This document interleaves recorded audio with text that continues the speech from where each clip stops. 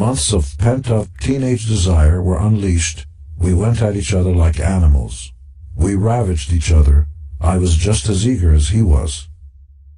I married this boy as soon as I turned 18, and we both graduated from high school. He was the only person I'd ever had sex with. We thought we were in love, and couldn't wait to get married and live on our own, away from our parents. Our sex life died as soon as the wedding was over. We went from living at home and having everything handed to us to scraping by on our own in a little apartment. The reality of marriage was tough to take. My illusions vanished within weeks.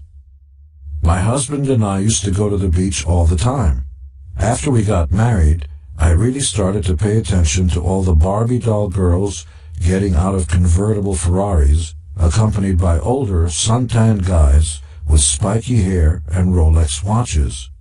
I knew I was just as pretty as any one of them. I was 18 years old, with long blonde hair and a perfect body. I was a bored and restless newlywed, and soon came to a life-changing decision. I want to be that girl. That's why my marriage only lasted 6 months.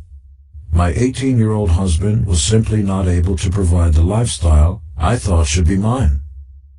I loved my husband, but I was not about to live such an unglamorous existence when there was so much more out there. I cut my losses and left. I was determined to be that girl, loading bags from Barney's and Saks Fifth Avenue and Neiman Marcus into my Aston Martin on Rodeo Drive. And it didn't take long. Some girlfriends and I went to a boxing match, and a very tall man, at least 6'7", approached me. "Hey, baby," he said, grabbing my hand. "Please tell me you're not married." That was my introduction to a whole new life.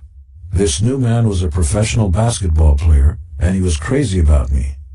In 3 months, I had a Mercedes. Within a year, he had put a sizable down payment on a condo in Beverly Hills. His accountant transferred money into my bank account every month, and if I needed cash, I just asked. I got a gold Amex card with my own name on it, and I shopped to my heart's content.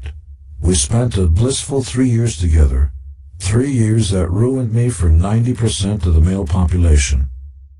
The basketball player and I parted amicably after 3 years when he got traded to a team on the East Coast. Neither of us were the kind for a long-distance relationship. I was in LA, 21 years old, and there were plenty of rich men around. I've maintained that lifestyle ever since, with the help of quite a few generous gentlemen. The one thing I don't do is play around with married men. I don't have to. There are plenty who are divorced or still playing the field. I wouldn't want anyone to sleep with my husband, so I don't do it to anyone else.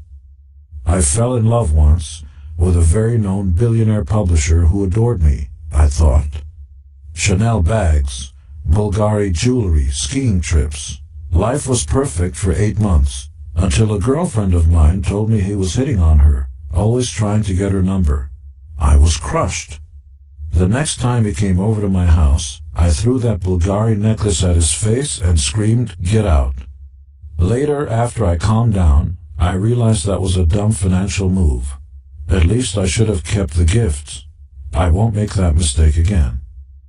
I'm not the kind of woman a man can pick up in a club or call when he's in town for the weekend.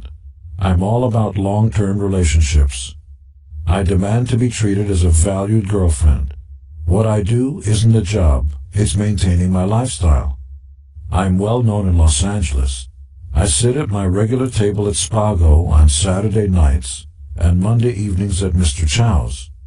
A conventional relationship where the woman works a job, raises the kids, and saves her pennies to shop at Target is just beyond the limits of my imagination.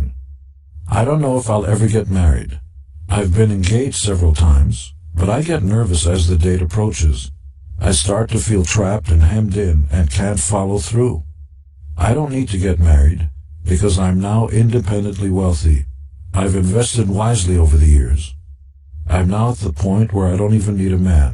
I can spoil myself. But I love men. The richer, the better. There's an attitude that wealthy men exude that just turns me on.